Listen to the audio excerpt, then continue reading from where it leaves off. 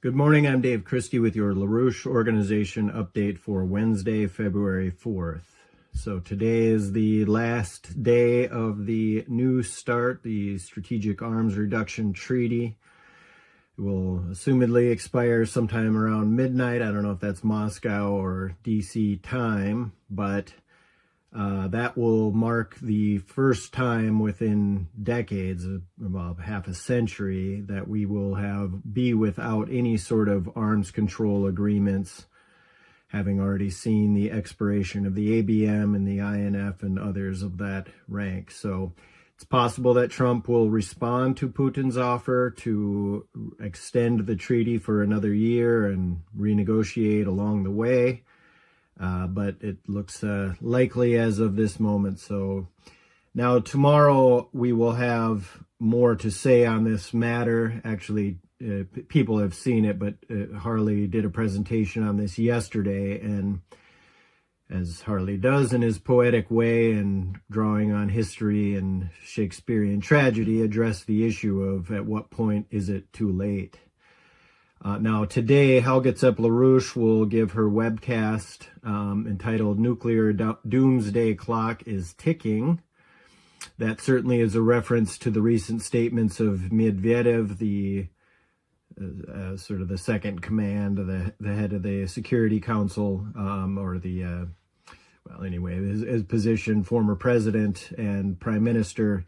Anyway, Dmitry Medvedev had said earlier in an interview with Reuters and TASS, I don't want to say that this letting the New START treaty expire immediately means a catastrophe and a nuclear war will begin, but it should alarm everyone. The clocks are ticking, and they obviously have to speed up. So in addition to Helga LaRouche's mention of the doomsday clock, that of course is referring to the Bulletin of Atomic Scientists, similar 85 seconds to midnight as it stands right now. Now, given the context of the expiration of the New START treaty, we did have top Russian and Chinese officials meet in Beijing over the past few days. These were strategic security consultations. Ryabkov, the deputy foreign minister of the Russian foreign ministry, was there, as well as his counterpart, the Chinese Chinese assistant foreign minister Liu Bin. And what Ryabkov said is the U.S. non-reply as of this moment is, he referred to it as a lack of an answer is the answer. That's how they're viewing Trump's so far lack of an answer. But then he made the point that we have significant resources to guarantee our security in the form of the systems already created and deployed, and refers to the modernization of Russia's nuclear triad as being well underway and close to finishing. Now, obviously, the modernization also refers to the recent systems that we've seen deployed, the Oreshnik, the announcement that they have other systems like the Burevestnik, the nuclear-powered intercontinental ballistic missile, as well as the Poseidon, the underwater drone, the nuclear tsunami drone, as it's being referred to. But also what Ryabkov basically said, if Trump proceeds with the Golden Dome business, and if this is what Greenland is all about and so on, that they will take military technical compensatory measures, saying their specialists are fully prepared for this. So in other words, Russia is, I won't say they're unfazed by this, but they're prepared for this. Now, tomorrow we will have and Diane Sayre is doing a press conference entitled For a New START. That will be tomorrow. She will be Scott Ritter will join her. That is Scott Ritter is a former UN weapons inspector, but also was one of the weapons inspectors that was involved in overseeing the INF treaty, the Intermediate Nuclear Forces Treaty that was abolished under the first Trump administration.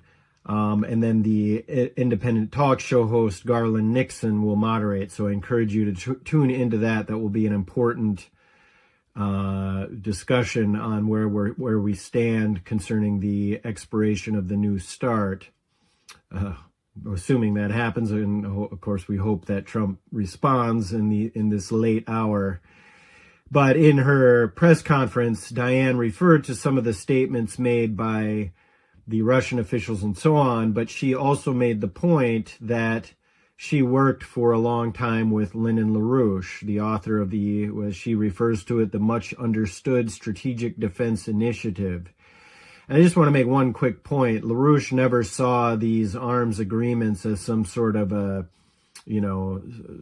fail-safe method that would keep us, safe from nuclear warfare. He said that they may have been required under the mutually assured destruction doctrine, but as Diane notes in her statement for the press conference, the SDI was to make nuclear warfare obsolete by having joint collaborative scientific ventures between the Soviet scientists and the U.S. scientists, and ultimately a global project that would have made a space-based defensive laser system that would have made even the threat of nuclear warfare obsolete. And that was LaRouche's intention, coupled with economic development perspectives for the planet that could be a way to pull both nations' economies out of the trap of the arms race and the inherent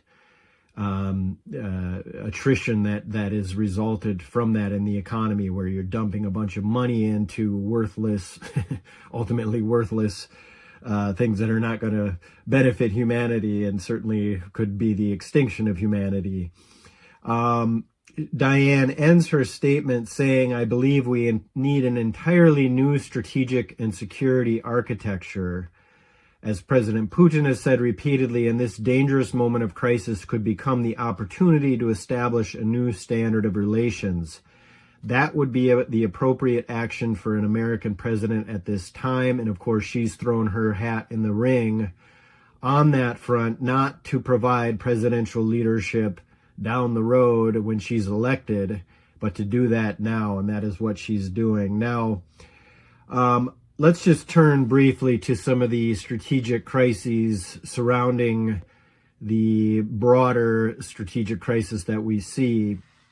On the Iran conflict, I will obviously this is aimed at, this is London's attempt, the British geopolitical figure's attempt to blow up Southwest Asia, and ultimately which is aimed at derailing the BRICS dynamic, those nations that are directly participating with BRICS in Southwest Asia and those that straddle the geopolitical fence. But an attack on Iran and the subsequent blowing up of the region, this is all part of what Brzezinski outlined as the arc of crisis, which he always saw as the containment of Russia, of China, as well as India as well.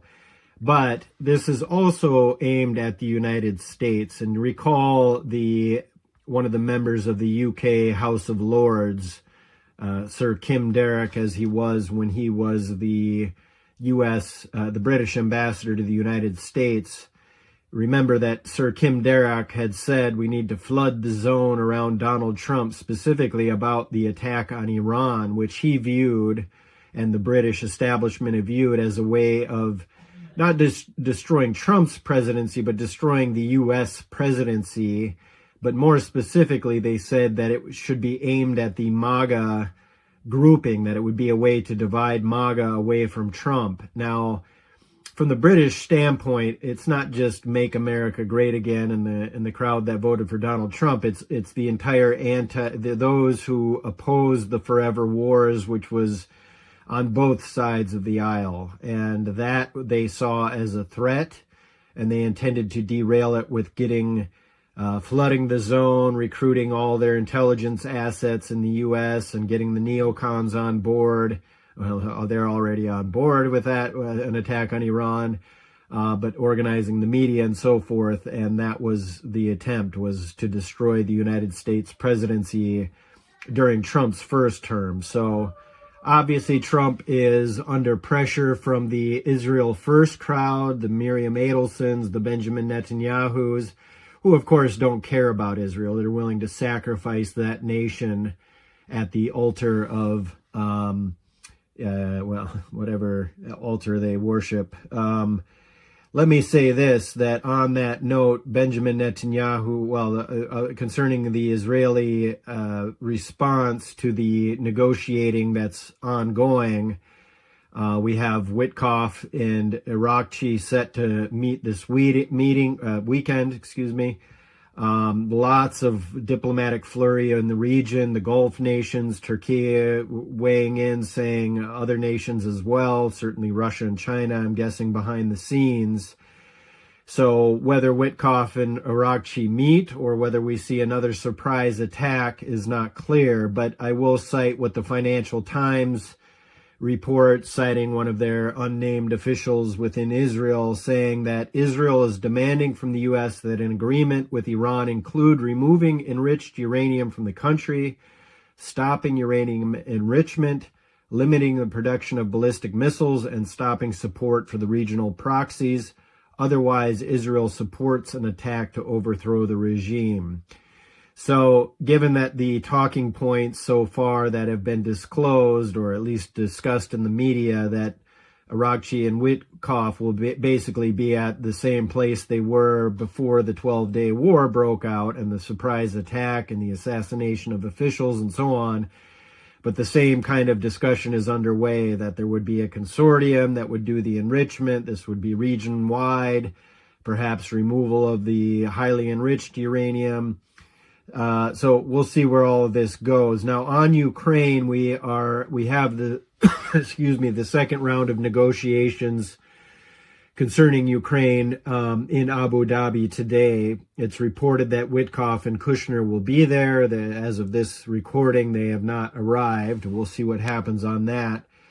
Otherwise, we've seen Russia has ended the temporary ceasefire they had on Ukraine's energy grid, and a very large attack occurred yesterday, one of the largest in terms of missile deployment that we've had so far in the war. But that's obviously a clear signal that they intend to maintain their position of the neutral status of Ukraine regarding nuclear weapons, as well as NATO membership, but also that they intend that the demilitarization, the denazification, that proceeds, as well as recognizing their territorial realities according to their constitution in terms of the 4 oblasts of Ukraine. Now, in response, and perhaps to sabotage whatever may be occurring with these Ukraine negotiations, on the eve of those negotiations, Mark Rutte, NATO's Secretary General, visited the